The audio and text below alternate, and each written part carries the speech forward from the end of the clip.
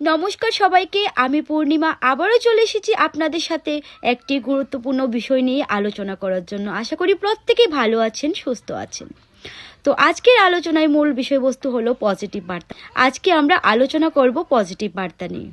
Shri মলয়পীঠ positive বার্তার প্রতিষ্ঠাতা ও প্রধান নির্বাহী কর্মকর্তা তথা সিইও, ওনার দৃষ্টিভঙ্গির পরিচালিত উদ্দেশ্যগুলি আজকে আমি আপনাদের সাথে তুলে ধরব। শান্তিনিকেতন মেলা, আমরা প্রত্যেকেই জানি ত্রিপুরা শান্তিনিকেতন মেডিকেল কলেজ ও বোলপুর শান্তিনিকেতন মেডিকেল কলেজে হয়েছিল শান্তিনিকেতন মেলা ও প্রত্যেক রবিবারে বসে এই হাট, যেটা স্থানীয় শিল্পীদের উদ্যোক্তাদের সহযোগিতায় হয়ে থাকে।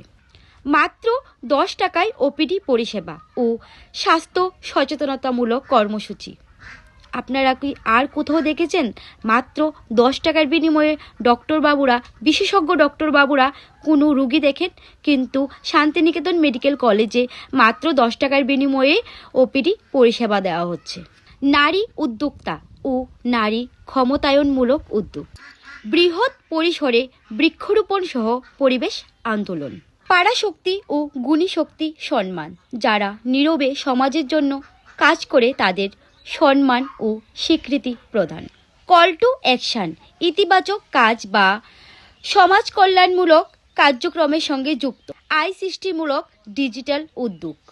ডক্টর মলয়পীঠ স্যারের এই উদ্দেশ্যগুলোর পেছনে সাধারণ মানুষের প্রতি তার ভালোবাসা ভাবনার প্রকাশ করে। ওনাকে আমি আবারও অনেক ধন্যবাদ জানাবো যে আজকের দিনে দাঁড়িয়ে সাধারণ মানুষের কথা এত চিন্তা করার জন্য, সাধারণ মানুষ যাতে সুলভে চিকিৎসা পায়, সাধারণ মানুষ যাতে তার প্রতিভাকে তুলে ধরতে পারে এবং কিছু অর্থ উপার্জন করতে পারে, সাধারণ মানুষ যাতে তার সত্যিকারী প্রতিভার জন্য পুরস্কৃত বা সম্মান পেতে পারে, সেই দিকে এত লক্ষ্য রাখার জন্য ধন্যবাদ স্যার।